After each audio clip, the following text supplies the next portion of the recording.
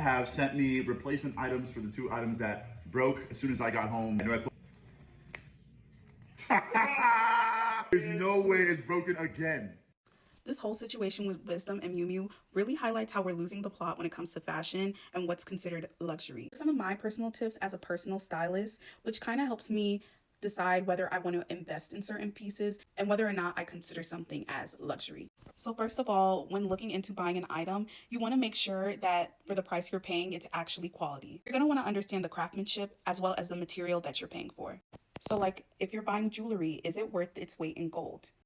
And another thing that designers like to do recently is participate in a lot of the different trends that are going on in the fashion space. But does it make sense to be paying hundreds or thousands of dollars for a straw bag or for a rubber shoe? So definitely keep those in mind when you're spending your money. The next thing you are going to want to consider is, what is the customer service giving? What is your experience when buying things? What is your experience when items fall apart? How fast are they reacting? Is there any type of a warranty? Last thing you want is to be spending all your hard-earned coins and have a really crappy customer experience.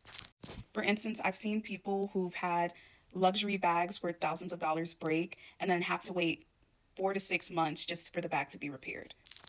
Or people have really bad experience with sales associates in store. So these are definitely things I keep in mind when shopping what's considered luxury. And if it's not giving a luxury experience, I definitely will not be spending my money there. And kind of the last thing I consider when shopping luxury, high-end, more expensive items, whether or not it's a piece I'm actually going to wear in my closet.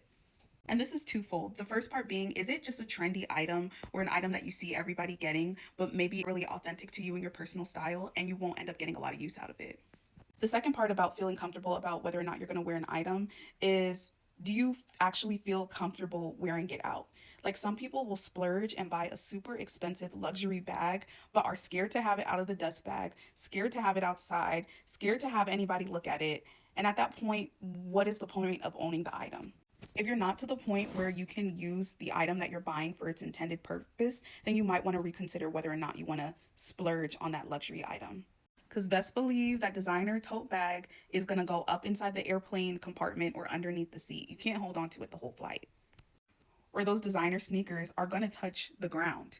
I recommend before making that splurge, definitely check out vintage designer items. No secret that back in the day, things were constructed better, made of better material, and were just more high quality in general. So I definitely don't want to come off as designers bad or these quote unquote luxury items are bad. But make sure you're doing your due diligence to make sure those investments are worth it. If you're on the fence, it doesn't hurt to hold off, sleep on it, and maybe consider an affordable option. And definitely let me know in the comments